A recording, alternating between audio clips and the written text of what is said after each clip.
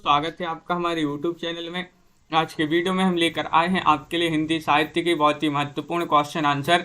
तो वीडियो को पूरा अवश्य देखिएगा। अगर आप चैनल पर पहली बार आए हैं तो चैनल को सब्सक्राइब कर लें, वीडियो को लाइक कर लें और ज़्यादा से ज़्यादा वीडियो को शेयर करें। रोज़ अपनी एक क्लास होती है सुबह 9 बजे हिंदी साहित्य की, जहाँ पर महत्वपूर्ण क्वेश्चन आंसर लाए जाते हैं। तो चलिए स्टार्ट करते हैं। आज का अपना यहाँ पर फर्स्ट क्वेश्चन पूछा गया है कि नरेश मेहता किस शतक के कवि माने जाते हैं। ये आपके लिए यहाँ पर चयन करना है, बताना है क्या होगा सही आंसर। बताइए क्या होगा सही आंसर यहाँ पर। नरेश मेहता बताना है ये किस शतक के कवि माने जाते हैं। तो आज का अपना फर्स्ट क्वेश्चन पूछा गया है ए, और आप सभी का सही आंसर आ रहा है ये माने जाते हैं दूसरे शतक के कवि। विकल्प नंबर बी जो है वह आपका यहाँ पर सही आंसर होगा। क्वेश्चन नंबर यहाँ पर आपसे पूछा गया है, क्वेश्चन नंबर 2 है। देखिएगा क्या पूछा है, इनमें से प्रगतिवाद के संबंध में कौन सा कथन गलत है। गलत कथन का चयन करना है आप सभी के लिए। बताइए प्रगतिवाद में शोषण का विरोध है, प्रगतिवाद में धर्म और ईश्वर पर अनास्था व्यक्त की गई है, स्थूल सौंदर्य के स्थान पर सूक्ष्म वायवीय सौंदर्य का चित्रण है, या शोषित के प्रति सहानुभूति व्यक्त की गई है।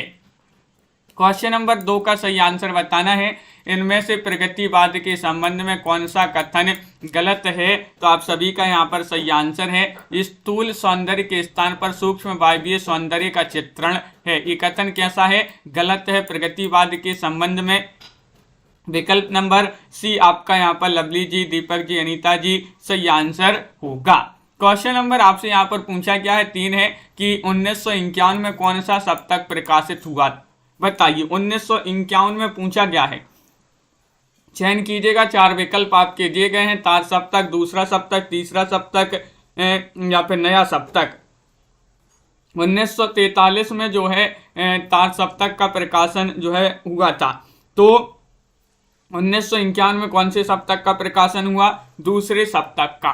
दूसरे सप्तक का 1951 में, तीसरे सप्तक का 1959 में, और चौथा जो सप्तक है उसका 1979 माना जाता है प्रकाशन। अगला क्वेश्चन यहाँ पर देखिएगा। क्वेश्चन नंबर 4 आपसे पूछा गया इनमें से मार्क्सवाद पर आस्था रखने वाला कवि कौन नहीं है। नहीं पूछा गया है इनमें से मार्क्सवाद पर आस्था रखने वाला कवि कौन नहीं है। ममता जी, कंचन जी, छवि शंकर जी, केदारनाथ अग्रवाल हैं, रामविलास शर्मा हैं, शमशेर बहादुर से हैं, या जयशंकर प्रसाद हैं। तो आप सभी का यहाँ पर सही आंसर होगा 13 में विकल्प नंबर डी आपका सही आंसर होगा, जयशंकर प्रसाद। जयशंकर प्रसाद जिन्होंने विकल्प नंबर 4 यहाँ पर चयन किया है उनका यहाँ पर सही आंसर होगा विकल्प नंबर डी आपका यहाँ पर सही आंसर है। बहुत बढ़िया। अगला क्वेश्चन यहाँ पर देखिएगा। क्वेश्चन नंबर आपसे यहाँ पर 5 क्या पूछा गया है, ये रहा क्वेश्चन नंबर 5। कुरुक्षेत्र की रचना में कवि का मूल उद्देश्य क्या है। उद्देश्य आपके लिए यहाँ पर बताना है, क्वेश्चन महत्वपूर्ण है, बताइए। 1305वां क्वेश्चन यहाँ पर पूछा गया है, और 1305 में आप सभी का सही आंसर है युद्ध और शांति की समस्या पर गंभीर चिंतन, शोषण का विरोध, या फिर प्रतिशोध की भावना का चित्रण, या महाभारत की कथा का पुनराख्यान। क्वेश्चन नंबर 5 है, महत्वपूर्ण क्वेश्चन यहाँ पर पूछा गया है, और 5 में आप सभी का यहाँ पर सही आंसर आ रहा है कुरुक्षेत्र की रचना में कवि का मूल उद्देश्य क्या है। मूल उद्देश्य है, क्या उद्देश्य, साधना जी, वंदना जी। विकल्प नंबर 1 सही आंसर है युद्ध और शांति की समस्या पर गंभीर चिंतन। ये जो वाला विकल्प है वह आपका यहाँ पर सही आंसर होगा। अगला क्वेश्चन यहाँ पर देखिएगा। क्वेश्चन नंबर आपसे यहाँ पर पूछा गया है 6 है, भारतीय प्रगतिशील लेखक संघ की स्थापना कब हुई थी। बताइएगा। 6 में आपके लिए चयन करना है 1935 ईस्वी, 1936 ईस्वी, 1938 ईस्वी, या 1940 ईस्वी। 6वां क्वेश्चन है, क्वेश्चन नंबर 6, और आप सभी का यहाँ पर सही आंसर आ रहा है कि भारतीय प्रगतिशील लेखक संघ की स्थापना जो है वह हुई थी कब। तो आप सभी का यहाँ पर सही आंसर है भारत में प्रगतिशील लेखक संघ की स्थापना हुई थी 1936 में। 1936 आपका यहाँ पर विकल्प नंबर जो बी है वह आपका यहाँ पर सही आंसर होगा। विकल्प नंबर 2 जिन्होंने भी चयन किया है उनका सही आंसर है। बहुत बढ़िया, बिल्कुल सही। अगला क्वेश्चन यहाँ पर दिया गया है, क्वेश्चन नंबर आपसे यहाँ पर पूछा गया है 7वां क्वेश्चन है, देखिएगा केंचुआ छंद का प्रयोग किस कवि की कविताओं में हुआ है, बताइएगा, चयन कीजिएगा। क्या होगा सही आंसर? पंत, निराला, अंचल या फिर माखनलाल चतुर्वेदी। माखनलाल चतुर्वेदी जो हैं इनको एक भारतीय आत्मा के नाम से जाना जाता है। और केंचुआ छंद का प्रयोग किस कवि की कविताओं में हुआ है ये आपके लिए बताना है। रीता जी तो आप सभी का यहाँ पर सही आंसर है निराला, विकल्प नंबर 2 आप सभी का यहाँ पर सही आंसर होगा। बहुत बढ़िया, सूर्यकांत त्रिपाठी, निराला आपका यहाँ पर सही आंसर होगा। अगला क्वेश्चन यहाँ पर देखिएगा, क्वेश्चन नंबर आपसे 8 पूछा गया है। क्या पूछा गया है? क्वेश्चन नंबर 8 है कि मुक्तिबोध की कविता नहीं है, कौन सी नहीं है ये आपके लिए बताना है। बताइएगा, उरांग उटांग या फिर ब्रह्म राक्षस या फिर डूबता चांद कब डूबेगा या फिर बादल को घिरते देखा है। 8वां क्वेश्चन है आपके लिए, यहाँ पर चयन करना मुक्तिबोध की कविता कौन सी नहीं है। नहीं में आपके लिए सही आंसर क्या हो जाएगा? तो आप सभी का सही आंसर है कि विकल्प नंबर आपका जो डी है, बादल को घिरते देखा है, ये वाला विकल्प आपका यहाँ पर सही आंसर होगा। बादल को घिरते देखा है ये वाला विकल्प जिन्होंने भी यहाँ पर चयन किया है ये मुक्तिबोध की कविता मानी जाती है, बिल्कुल सही आंसर चयन किया। बहुत बढ़िया। अगला क्वेश्चन नहीं मानी जाती है पूछा है, तो बादल को घिरते देखा है ये मुक्तिबोध की कविता नहीं है। अगला क्वेश्चन यहाँ पर देखिएगा, क्वेश्चन नंबर आपसे 9 पूछा गया है कि प्रगतिवाद समाजवाद की साहित्यिक अभिव्यक्ति है, ये किसका कथन है, बताइए। क्वेश्चन नंबर 9 आपसे पूछा गया, प्रगतिवाद समाजवाद की साहित्यिक अभिव्यक्ति है डॉक्टर बच्चन से, डॉक्टर वासुदेव से, डॉक्टर नामवर से, डॉक्टर नगेंद्र। तो आप सभी का यहाँ पर 9 में जो सही आंसर होगा वह होगा विकल्प नंबर डी यानी कि डॉक्टर नगेंद्र। आप सभी का यहाँ पर सही आंसर होगा, डॉक्टर नगेंद्र का ये कथन माना जाता है। तो विकल्प नंबर जिन्होंने 4 चयन किया है उनका यहाँ पर सही आंसर होगा, बिल्कुल सही। बहुत बढ़िया, सभी लोगों ने यहाँ पर सही आंसर बताया है। पता है मतलब कि सभी के लिए मुक्तिबोध के लिए फैंटेसी क्या है? ज्ञानात्मक संवेदना है, आत्मानुभूति है, या फिर अनुभव की कन्या है, या फिर अभ्यंतरीकरण है। मुक्तिबोध के लिए फैंटेसी क्या है? महत्वपूर्ण क्वेश्चन यहाँ पर पूछा गया है मनीषा सिबी जी। क्या होगा सही आंसर? चयन कीजिएगा, 4 विकल्प आपके दिए गए हैं और आप सभी का यहाँ पर सही आंसर आ रहा है कि अनुभव की कन्या। अनुभव की कन्या ये जो सी वाला विकल्प है वह आप सभी का यहाँ पर सही आंसर है। मुक्तिबोध के लिए फैंटेसी क्या है? अनुभव की कन्या आपका यहाँ पर सही आंसर होगा, बिल्कुल सही। मैं प्रयोगवाद का अगुआ नहीं पिछल गुआ हूँ, ये किसका कथन है बताइएगा, ये किसने कहा है? अज्ञे ने, या फिर दिनकर ने, मुक्तिबोध ने, या फिर जगदीश गुप्त ने। 4 विकल्प आपके दिए गए। मुस्कान जी क्या होगा यहाँ पर क्वेश्चन नंबर 11 में सही आंसर? मैं प्रयोगवाद का अगुआ नहीं पिछल गुआ हूँ। और आप सभी का यहाँ पर सही आंसर आ रहा है कि ये जो है कथन माना जाता है किनका? दिनकर जी का। दिनकर ने कहा है। तो विकल्प नंबर आपका जो बी है वह आप सभी का यहाँ पर सही आंसर होगा, विकल्प नंबर 2 आप सभी का सही आंसर है।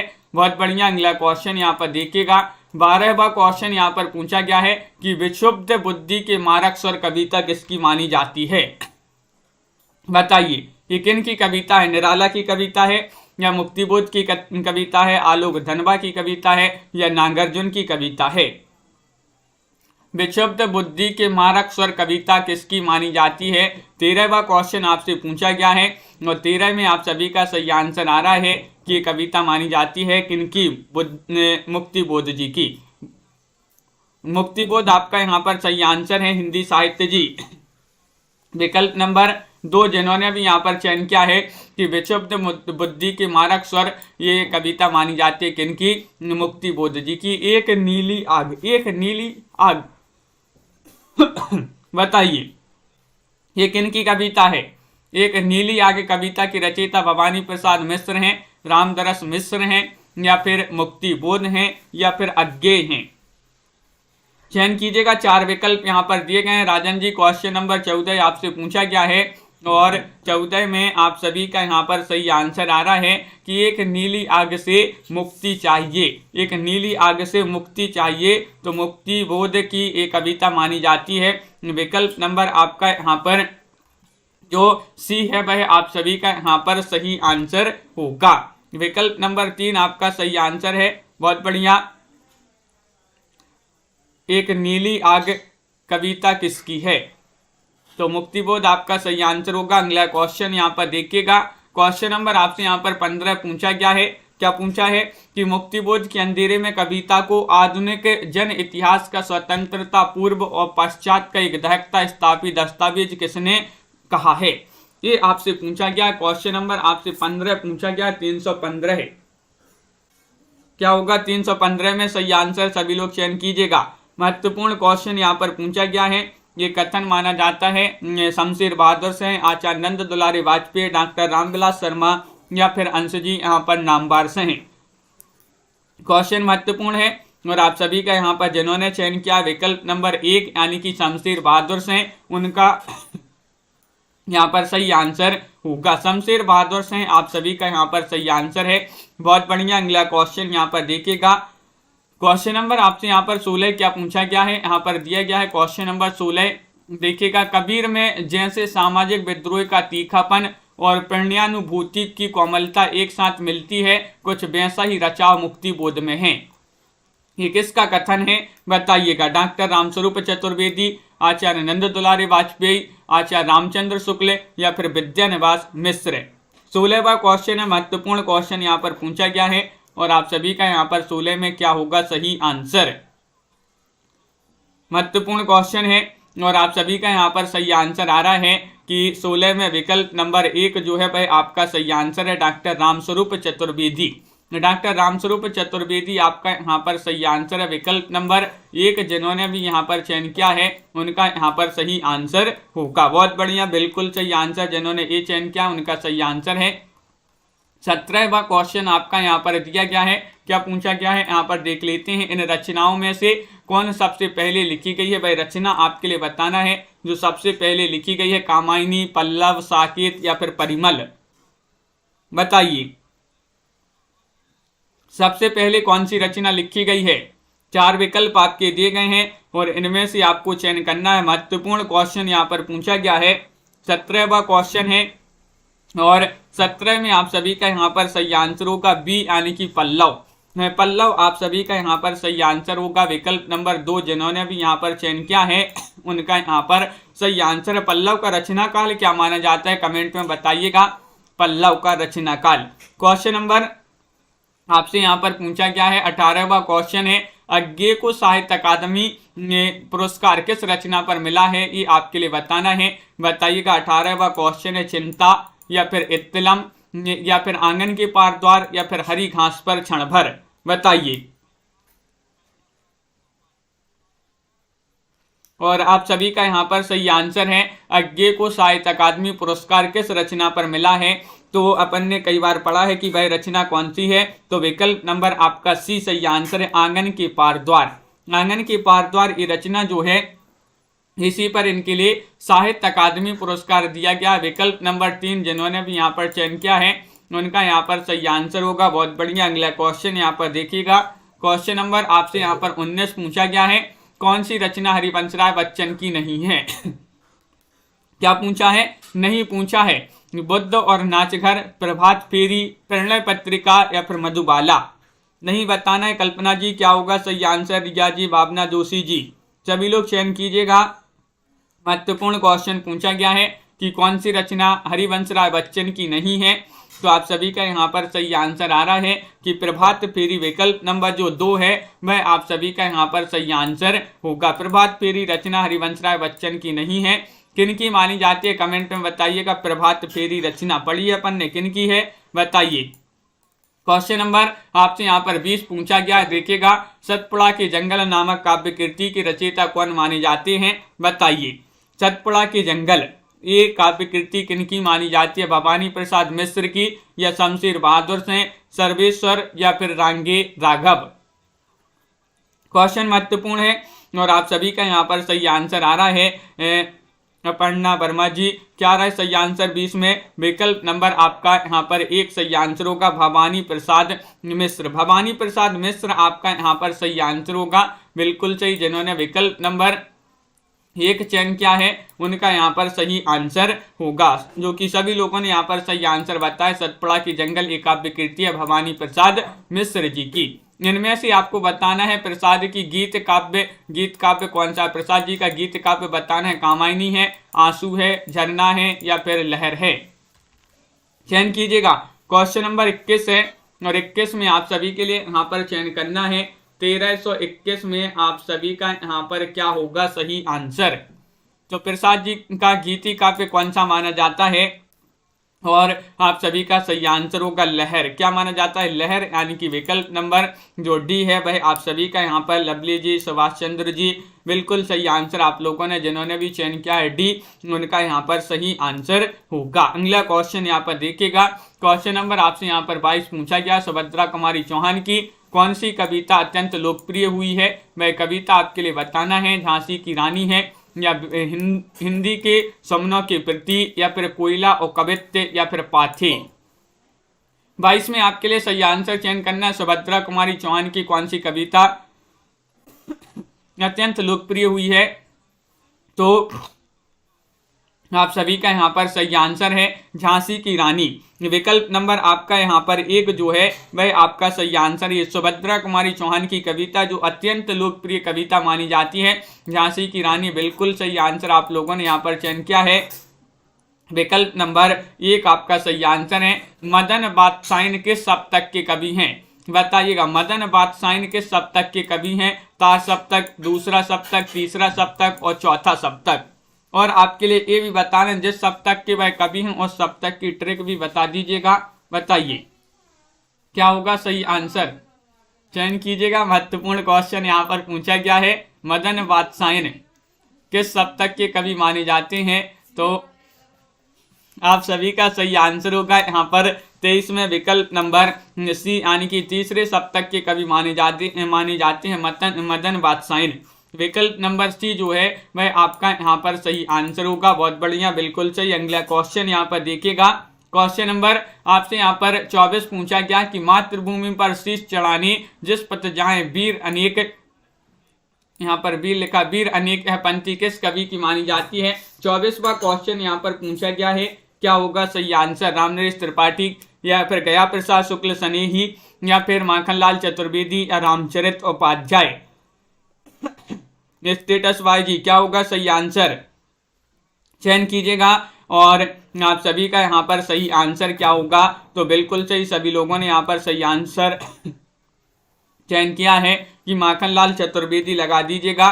जो है माखनलाल चतुर्वेदी एक भारतीय आत्मा के नाम से इनको जाना जाता है। उन्हीं की ये जो है पंक्ति मानी जाती है। पुष्प की अभिलाषा इनकी एक कविता है, उसी से ये जो है ये पंक्ति ली गई है। दीपक जी बिल्कुल सही। अगला क्वेश्चन यहाँ पर देखिएगा। इनमें से कौन सा कवि तीसरे सप्तक का कवि नहीं है? बताइए। विजय देव नारायण शाही, धर्मवीर भारती, कीर्ति चौधरी, या सर्वेश्वर दयाल सक्सेना? देखिएगा नहीं पूछा गया है आपसे, नहीं पूछा है तो बताइएगा इनमें से कौन सा कवि तीसरे सप्तक का कवि नहीं है। और आपके लिए यहाँ पर लाइक भी कर लेना है, जिन्होंने अभी तक वीडियो को लाइक नहीं किया है लाइक करते जाइएगा। और क्वेश्चन नंबर 25 में आपका सही आंसर है धर्मवीर भारती। धर्मवीर भारती आपका यहाँ पर पिंकी जी सही आंसर हो गए। तीसरे सप्तक के कवि नहीं माने जाते हैं। विकल्प नंबर 2 जिन्होंने भी यहाँ पर चयन किया है उनका यहाँ पर सही आंसर होगा। अगला क्वेश्चन यहाँ पर देखिएगा। क्वेश्चन नंबर आपसे यहाँ पर पूछा गया है कौन सा? 26वां क्वेश्चन यहाँ पर दिया गया है। ये रहा क्वेश्चन नंबर 26 कि मुक्तिबोध की किस पुस्तक को मध्य प्रदेश सरकार ने 19 सितंबर 1962 को प्रतिबंधित किया था? बताइएगा। चयन कीजिएगा। मुक्तिबोध की वह कौन सी पुस्तक है जिसको मध्य प्रदेश सरकार ने 19 सितंबर 1962 को प्रतिबंधित किया था? चांद का मुंह टेढ़ा, भारत इतिहास और संस्कृति, भूरी भूरी खाकधूल, या फिर नई कविता का आत्मसंघर्ष? 26वां क्वेश्चन यहाँ पर पूछा गया है और 26 में आप सभी का सही आंसर क्या होगा? तो बिल्कुल सही आंसर आप सभी का यहाँ पर सही आंसर होगा भारत, इतिहास और संस्कृति। विकल्प नंबर बी जो है वह आपका यहाँ पर सही आंसर है। लवली जी बिल्कुल। तो इस प्रकार जो है तार सप्तक की ट्रिक लिखते जाइएगा। अगर तार सप्तक से क्वेश्चन पूछा जाए तो ट्रिक लिख दिया करें, क्योंकि जो है बहुत दिन अपन नहीं पढ़ते तो वो ट्रिक आप जो है भूल जाओगे। तो लिखते जाइएगा, अगर पूछा जाए तार सप्तक से कोई क्वेश्चन तो ट्रिक लिख दिया करें उस सप्तक से संबंधित। प्रयोगवादी कविता में प्रमुखता है, किसकी प्रमुखता है? निम्न वर्ग का जीवन चित्रण, मध्य वर्गीय समाज का चित्रण, उच्च वर्गीय समाज का चित्रण या प्रयुक्त में से कोई नहीं। यश कुमार जी क्या होगा सही आंसर, चयन कीजिएगा। विजयकांत जी 4 विकल्प आपके दिए गए हैं। 27वां क्वेश्चन यहाँ पर पूछा गया है और प्रयोगवादी कविता में प्रमुखता है, तो आप सभी का सही आंसर होगा मध्य वर्गीय समाज का चित्रण। जो बी वाला विकल्प है वह आप सभी का यहाँ पर सही आंसर है। विकल्प नंबर 2 जिन्होंने भी चयन किया है उनका यहाँ पर सही आंसर होगा। बिल्कुल सही, बहुत बढ़िया। अगला क्वेश्चन देखिएगा। क्वेश्चन नंबर आपसे यहाँ पर पूछा गया है कौन सा 28वां क्वेश्चन कि हिंदी काव्य में प्रयोगवाद का आरंभ कब से माना जाता है, ये आपसे पूछा गया है। सन 1943 ईस्वी में अज्ञे द्वारा संपादित तार सप्तक के प्रकाशन से, द्वितीय तार सप्तक के प्रकाशन से, आ और ब दोनों या फिर कोई नहीं। बताइए, चयन कीजिएगा। महत्वपूर्ण क्वेश्चन यहाँ पर पूछा गया है। आप सभी का यहाँ पर क्या होगा सही आंसर, ये सभी के लिए चयन करना है। द्वितीय यहाँ पर पूछा है कि हिंदी काव्य में प्रयोगवाद का आरंभ कब से माना जाता है, तो प्रयोगवाद का आरंभ माना जाता है कब से? सन 1943 ईस्वी में अज्ञे द्वारा प्रकाशित संपादित तार सप्तक के प्रकाशन से। तो विकल्प नंबर 1 जो है भाई आपका यहाँ पर सही आंसर होगा। बहुत बढ़िया, जो कि सभी लोगों ने यहाँ पर सही आंसर चयन किया है। क्वेश्चन नंबर आपसे यहाँ पर 29 पूछा गया, किससे नई कविता का कवि नहीं कहा जा सकता है? किसे नहीं कहा जा सकता है, ये आपके लिए बताना है। अज्ञे को, रघुवीर सहाय को, नागार्जुन को या सर्वेश्वर दयाल सक्सेना को? बताइए। क्वेश्चन महत्वपूर्ण है। 29वां क्वेश्चन आपसे पूछा गया है और 29 में आप सभी का सही आंसर है। किसे नई कविता का कवि नहीं कहा जा सकता है, तो आप सभी का सही आंसर है नागार्जुन को। किनको? नागार्जुन। आपका विकल्प नंबर जो सी है वह आप सभी का यहाँ पर सही आंसर होगा। बहुत बढ़िया, बिल्कुल सही आंसर है। जिन्होंने विकल्प नंबर 3 चयन किया है उनका यहाँ पर सही आंसर होगा। क्वेश्चन नंबर आपसे यहाँ पर पूछा गया है कौन सा 30वां क्वेश्चन है, नई कविता की विशेषता नहीं है। कौन सी नई कविता की विशेषता नहीं है, ये आपके लिए बताना। जीवन के प्रति आस्थावान होना या फिर परंपरागत मान्यताओं का विरोध, नया सौंदर्य बोध, ईश्वर में आस्था और असंशय की स्थिति। 30 का सही आंसर चयन करना है। 30 में आप सभी का क्या होगा सही आंसर? संध्या जी और भावना जी, SM तिवारी जी, क्या होगा सही आंसर? चयन कीजिएगा। तो देखिएगा, अपन ने नई कविता की विशेषता नहीं बताना है, तो आप सभी का सही आंसर होगा यहाँ पर विकल्प नंबर डी सही आंसर है। ईश्वर में आस्था और असंशय की स्थिति। विकल्प नंबर 4 आप सभी का यहाँ पर सही आंसर होगा। अगला क्वेश्चन यहाँ पर देखिएगा। क्वेश्चन नंबर आपसे यहाँ पर पूछा गया है 31वां क्वेश्चन है, नई कविता का केंद्र बिंदु है, क्या माना जाता है नई कविता का केंद्र बिंदु? प्रकृति वर्णन है या फिर निर्धनता का चित्रण या शोषक वर्ग की चिंता या फिर लोक जीवन की अभिव्यक्ति? तो नई कविता का केंद्र बिंदु आपसे पूछा गया है, तो नई कविता का केंद्र बिंदु है क्या है? तो बहुत बढ़िया, 31 में आप सभी का सही आंसर आ रहा है कि लोक जीवन की अभिव्यक्ति। लोक जीवन की अभिव्यक्ति डी वाला जो विकल्प है वह आपका यहाँ पर सही आंसर होगा। विकल्प नंबर 4 जिन्होंने भी यहाँ पर चयन किया है उनका यहाँ पर सही आंसर है। बिल्कुल सही, बहुत बढ़िया, सभी लोगों ने यहाँ पर सही आंसर चयन किया है। क्वेश्चन नंबर ममता जी यहाँ पर देखिएगा, 32वां क्वेश्चन की तार सप्तक के कवि नहीं है, बताइएगा। नेमीचंद्र जैन या फिर कुंवर नारायण, भारत भूषण अग्रवाल या रामविलास शर्मा? 32 में चयन करना है। 4 विकल्प आपके यहाँ पर दिए गए हैं। महत्वपूर्ण क्वेश्चन यहाँ पर पूछा गया, तार सप्तक के कवि नहीं पूछा है, तो नहीं में आपका यहाँ पर सही आंसर हो जाएगा कि कुंवर नारायण। कुंवर नारायण जो हैं तार सप्तक के कवि नहीं माने जाते हैं। विकल्प नंबर जो बी है वह आप सभी का यहाँ पर सही आंसर होगा। विकल्प नंबर 2 आप सभी का सही आंसर है। बहुत बढ़िया, अगला क्वेश्चन यहाँ पर देखिएगा। देवव्रत जी, क्वेश्चन नंबर यहाँ पर पूछा है आपसे 33वां क्वेश्चन है कि नई कविता को बिंब प्रधान किसने माना है। नई कविता को बिंब प्रधान माना है, किन्होंने माना है?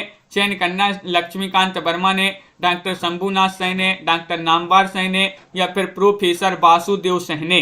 बताइए। तो आप सभी का यहाँ पर सही आंसर है बिंदु जी कि नई कविता को बिंब प्रधान माना है किन्होंने? डॉक्टर शंभुनाथ सिंह आपका यहाँ पर सही आंसर होगा। विकल्प नंबर 2 जिन्होंने अभी यहाँ पर चयन किया है उनका यहाँ पर सही आंसर है। बहुत बढ़िया, बिल्कुल सही, सभी लोगों ने यहाँ पर सही आंसर चयन किया है। अगला क्वेश्चन यहाँ पर देखिएगा, क्वेश्चन नंबर आपसे यहाँ पर कौन सा पूछा है? 34वां क्वेश्चन यहाँ पर दिया गया है, क्वेश्चन नंबर 34। देखिए यहाँ पर है कि देश प्रेम वह पुण्य क्षेत्र है, अमल असीम त्याग से विलसित। यह पंक्ति इनमें से किस कवि की है? ये आपके लिए बताना। सुभद्रा कुमारी चौहान की पंक्ति है, बालकृष्ण शर्मा, नवीन, माखनलाल चतुर्वेदी या रामनरेश त्रिपाठी। बताइए, चयन कीजिएगा। देश प्रेम वह पुण्य क्षेत्र है, अमल असीम त्याग से विलसित। यह पंक्ति इनमें से किस कवि की मानी जाती है? तो आप सभी का सही आंसर है, यह पंक्ति मानी जाती है सुभद्रा कुमारी चौहान, बालकृष्ण शर्मा, नवीन, माखनलाल चतुर्वेदी या फिर रामनरेश त्रिपाठी। तो ये त्रिपाठी जी की पंक्ति मानी जाती है, रामनरेश त्रिपाठी। विकल्प नंबर जो डी है वह आप सभी का यहाँ पर सही आंसर होगा। विकल्प नंबर 4 जिन्होंने भी यहाँ पर चयन किया है उनका यहाँ पर सही आंसर होगा। बहुत बढ़िया, विकल्प नंबर 4 होगा सही आंसर पूर्णिमा जी। अगला क्वेश्चन यहाँ पर देखिएगा, कठोपनिषद के नचिकेता प्रसंग पर आधारित काव्य कौन सा है? बताइएगा। संशय की एक रात, या फिर आत्मजयी, अंधेरे में, या फिर कुआनो नदी। चयन कीजिएगा। क्वेश्चन महत्वपूर्ण है। 35वां क्वेश्चन आपसे पूछा गया है, राजीव जी, कठोपनिषद के नचिकेता प्रसंग पर आधारित काव्य कौन सा माना जाता है?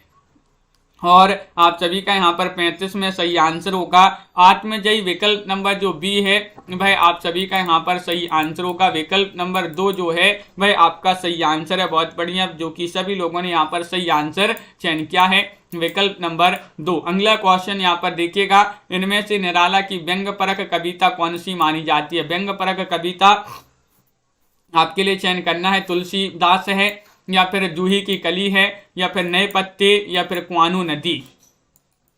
36 में आपके लिए सभी के लिए चयन करना महत्वपूर्ण क्वेश्चन है कंचन जी। और आप सभी का यहाँ पर 36 में जो सही आंसर आ रहा है कि इनमें से निराला जी की व्यंग परक कविता कौन सी मानी जाती है? तो नए पत्ते आपका जो विकल्प नंबर सी है, रीना तिवारी जी, वह आप सभी का यहाँ पर सही आंसर होगा। क्या सही आंसर है? नए पत्ते आपका सही आंसर है, पायल रानी जी। विकल्प नंबर 3 यहाँ पर सही आंसर होगा। क्वेश्चन नंबर आपसे यहाँ पर 37 पूछा है, दिनकर के किस काव्य ग्रंथ के कामाध्यात्म का विवेचन है? तो बताइएगा, ये आपके लिए बताएं, दिनकर की किस काव्य ग्रंथ में कामाध्यात्म का विवेचन है? बताइए, चयन कीजिएगा। महत्वपूर्ण क्वेश्चन है, 37वां क्वेश्चन आपसे यहाँ पर पूछा गया है और आप सभी का यहाँ पर सही आंसर है रश्मि रथी, कुरुक्षेत्र, होमकार या फिर उर्वशी। क्वेश्चन महत्वपूर्ण है, 37वां क्वेश्चन यहाँ पर पूछा गया है। 37 में आप सभी का सही आंसर है उर्वशी। आपका जो डी वाला विकल्प है वह आपका यहाँ पर सही आंसर होगा। विकल्प नंबर 4 आपका यहाँ पर सही आंसर है।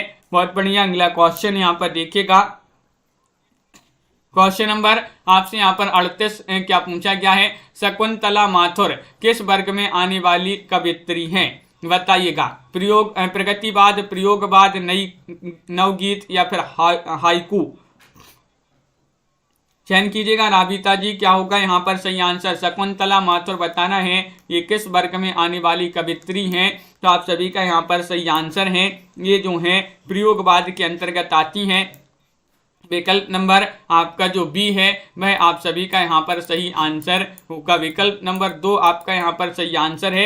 बहुत बढ़िया। विकल्प नंबर बी यहाँ पर सभी लोगों ने चयन किया। शकुंतला माथुर जो हैं ये प्रयोगवाद के अंतर्गत आती हैं। अनग नाटक के रचयिता कौन माने जाते हैं? अनग की पूछा गया, मैथिली शरण गुप्त हैं, जयशंकर प्रसाद हैं, रामकुमार वर्मा हैं या फिर मोहन राकेश हैं। लाइक अवश्य कर लें एक बार सभी लोग। बहुत सारे लोगों ने अभी तक वीडियो को लाइक नहीं किया है, जल्दी से एक बार लाइक कर लीजिएगा। और अनग के रचयिता पूछा गया है, तो अनग के रचयिता माने जाते हैं कौन? तो विकल्प नंबर आपका 1 सही आंसर होगा, मैथिली शरण गुप्त। कौन है? मैथिली शरण गुप्त। विकल्प नंबर ए वाला जो विकल्प है वह आप सभी का यहाँ पर सही आंसर होगा। बहुत बढ़िया, जो कि सभी लोगों ने यहाँ पर सही आंसर चयन किया है। 39 में क्वेश्चन नंबर 40 आपसे यहाँ पर पूछा गया, रामधारी सिंह दिनकर ने D.H. लॉरेंस की कविताओं का अनुवाद किस नाम से किया है? ये बताना है। कोयला और कवित्य, आत्मा की आंखें, मृत्यु तिलक या फिर हारे को हरिनाम। 40वां क्वेश्चन है, महत्वपूर्ण क्वेश्चन यहाँ पर दिया गया है, रामधारी सिंह दिनकर ने D.H. लॉरेंस की कविताओं का अनुवाद किस नाम से किया है? और आपका यहाँ पर सही आंसर होगा क्वेश्चन नंबर 40 में विकल्प नंबर आपका जो बी है वह यहाँ पर सही आंसर होगा। बी यानी कि आत्मा की आंखें। आत्मा की आंखें ए वाला जो विकल्प है वह आपका सही आंसर है। बिल्कुल सही, बहुत बढ़िया, सभी लोगों ने सही आंसर चयन किया है। अगला क्वेश्चन यहाँ पर देखते हैं। क्वेश्चन नंबर आपसे 41 पूछा गया, कौन सा कवि जो है तीसरे सप्तक का नहीं है? ये आपके लिए बताना, शमशेर बहादुर से है, विजय देवनारायण शाही, मदन बादशाह या फिर केदारनाथ से है। नहीं पूछा है आपसे, तीसरे सप्तक का नहीं है, कौन सा कवि नहीं है ये आपके लिए चयन करना है। तो आप सभी का यहाँ पर सही आंसर होगा। यहाँ पर तीसरे सप्तक के कवि नहीं पूछा है, तो देखिएगा विजय देवनारायण शाही है, मदन बादशाह ने केदारनाथ से हैं, शमशेर बहादुर से आपका विकल्प नंबर 1 जो है वह आपका यहाँ पर सही आंसर होगा। शमशेर बहादुर से जिन्होंने भी यहाँ पर चयन किया है उनका यहाँ पर सही आंसर होगा। बहुत बढ़िया, बिल्कुल सही। अगला क्वेश्चन यहाँ पर देखते हैं। क्वेश्चन नंबर आपसे यहाँ पर पूछा गया है, कौन सा यहाँ पर दिया गया है आपका 42वां क्वेश्चन, सावन मेघ किस कवि की लिखी कविता मानी जाती है? सावन मेघ बताना है, बताइए। सावन मेघ बताना है ये किस कवि की लिखी कविता? केदारनाथ अग्रवाल, केदारनाथ से अज्ञे या फिर मुक्तिबोध। तो क्वेश्चन महत्वपूर्ण है और आप सभी का यहाँ पर सही आंसर क्या होगा? सावन मेघ किस कवि की लिखी कविता मानी जाती है? तो आप सभी का यहाँ पर सही आंसर आ रहा है कि 42 में अज्ञे आपका जो विकल्प नंबर, उपासना जी जो सी है वह आपका यहाँ पर सही आंसर होगा। विकल्प नंबर 3 आप सभी का सही आंसर है। क्वेश्चन नंबर आपसे यहाँ पर पूछा गया 43वां क्वेश्चन, देखिएगा यहाँ पर पूछा गया 43वां क्वेश्चन यहाँ पर दिया गया है, देखिएगा क्या पूछा है। ये रहा क्वेश्चन नंबर 43। देखिए यहाँ पर पूछा गया, धर्मवीर भारती एवं रघुवीर सहाय किस सप्तक के कवि हैं? बताइए क्या होगा सही आंसर। धर्मवीर भारती और रघुवीर सहाय जो है किस सप्तक के कवि माने जाते हैं? तार सप्तक, दूसरा सप्तक, तीसरा सप्तक या फिर चौथा सप्तक।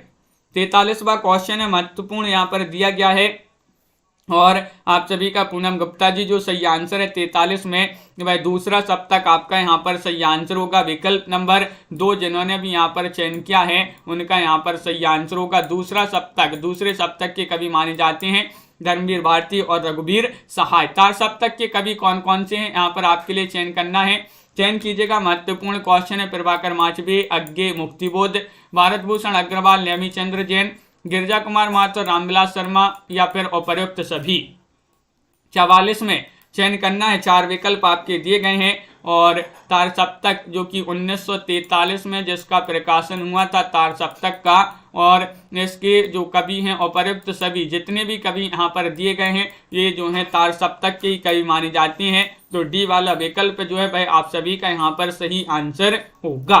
बिल्कुल सही, बहुत बढ़िया। अगला क्वेश्चन देखिएगा।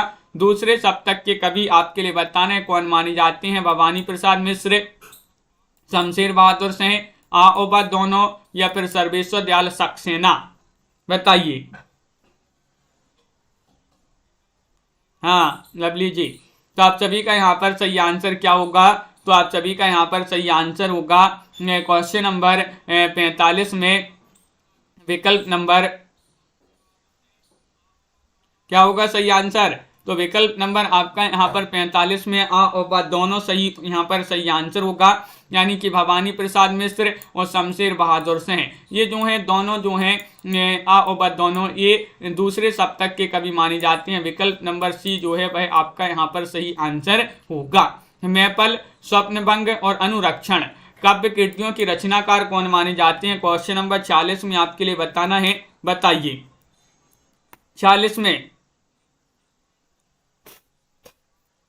क्या होगा सही आंसर? प्रभाकर माचवे, राजेश जोशी, शमशेर या फिर दिनकर। क्वेश्चन महत्वपूर्ण है और 40 में बहुत सारे लोग बता रहे हैं कि विकल्प नंबर यहाँ पर आपका जो ए है वह आपका यहाँ पर सही आंसर होगा, यानी कि प्रभाकर माचवे। प्रभाकर माचवे की ये पंक्तियां ये रचनाएं मानी जाती हैं मैपल, स्वप्नभंग, अनुरक्षण। बिल्कुल सही। विकल्प नंबर 1 जिन्होंने भी यहाँ पर चयन किया है उनका सही आंसर है। 47वां क्वेश्चन पूछा गया है कि अज्ञे के संपादकत्व में कौन से सप्तक निकले, ये आपके लिए बताना है, चयन करना है आपके लिए। तार सप्तक, दूसरा सप्तक, तीसरा सप्तक या फिर सभी सप्तक, उपर्युक्त सभी, ये यहाँ पर दिया गया है। क्वेश्चन महत्वपूर्ण है। क्वेश्चन नंबर 47 आपसे पूछा गया है और 47 में आप सभी का सही आंसर आ रहा है कि अज्ञे के संपादक में जो है संपादक में अज्ञे द्वारा जो है उपर्युक्त सभी तार सप्तकों का संपादक माने जाते हैं अज्ञे। कौन माने जाते हैं? अज्ञे। तो विकल्प नंबर आपका जो डी है वह आपका यहाँ पर सही आंसर होगा। विकल्प नंबर 4 आपका सही आंसर है। बहुत बढ़िया। क्वेश्चन नंबर 48 आपसे पूछा है समय देवता किसकी कविता है, बताइएगा, चयन करना है। महत्वपूर्ण क्वेश्चन है। अज्ञे, गिरजा कुमार माथुर, मुक्तिबोध या धर्मवीर भारती। तो समय देवता बताना है किसकी कविता मानी जाती है। क्वेश्चन महत्वपूर्ण है। क्वेश्चन नंबर आपसे यहाँ पर पूछा गया है जयन जी, 48वां क्वेश्चन है और आप सभी का सही आंसर है समय देवता। ये गिरजा कुमार माथुर जी की कविता मानी जाती है। विकल्प नंबर 2 जिन्होंने भी यहाँ पर चयन किया उनका सही आंसर होगा सुसाना सॉय जी। विकल्प नंबर बी आपका सही आंसर है। लाइक अवश्य कर लेंगे सभी लोग, जिन्होंने अभी तक वीडियो को लाइक नहीं किया है लाइक करते जाइएगा। क्वेश्चन नंबर आपसे पूछा गया है 49, तीसरे तार सप्तक का प्रकाशन आपके लिए बताना है। तीसरे सप्तक का बताना है। तीसरे सप्तक का जो प्रकाशन माना जाता है वह कब हुआ है, ये आपके लिए चयन करना है। क्वेश्चन नंबर 49 है। 49 में आपके लिए चयन करना है। तो आप सभी का सही आंसर क्या होगा देखिएगा। तार सप्तक का प्रकाशन 1943 माना जाता है और जो दूसरा सप्तक है दूसरे सप्तक का माना जाता है 1951 और चौथे सप्तक का जो माना जाता है वह माना जाता है कौन सा 1979। तो 1959 जो है तीसरे सप्तक का जो है प्रकाशन माना जाता है। तो विकल्प नंबर बी आपका यहाँ पर जो है सही आंसर होगा। विकल्प नंबर 2। क्वेश्चन नंबर आपसे यहाँ पर 51 पूछा गया है। देखिएगा कि अयोध्या से चित्रकूट तक आयोजित लेखकों की पदयात्रा का नेतृत्व किसने किया, ये आपके लिए बताना। धर्मवीर भारती ने, नागार्जुन ने, अज्ञे ने या फिर रघुवीर सहाय ने।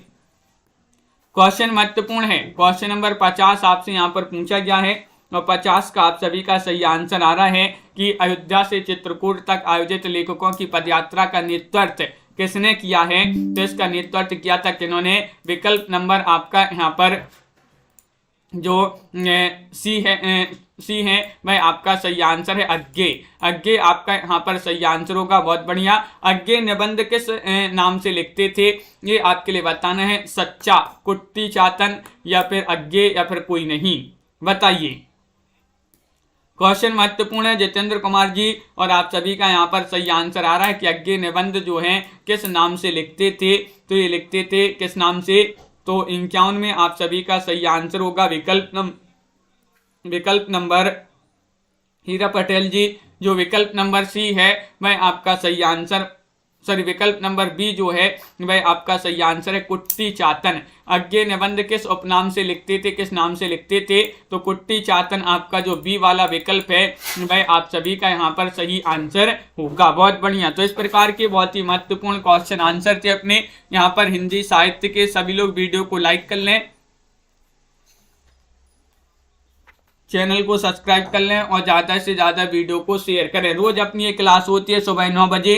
अब अगली क्लास है अपनी शाम को 4 बजे हिंदी साहित्य की, तो वहाँ पर भी सभी के लिए जुड़ना है। आज के वीडियो में बस इतना ही। लाइक शेयर अवश्य कर लिया करें, बहुत सारे लोग लाइक शेयर नहीं कर रहे हैं। जितेंद्र जी, कंचन जी, विजयकांत जी, अर्पणा जी, अपर्णा वर्मा जी और भावना जी, देवव्रत जी, छवि शंकर जी, दीपक जी, देवव्रत जी और Kalpana ji, S Kumar ji, Mamta ji, Upasana ji, status by RR ji और भावना, गंगवार जी, रीता जी, सरोज जी, लवली जी, पिंकी जी, नीता जी, शिल्पा जी, पायल रानी जी, वंदना जी,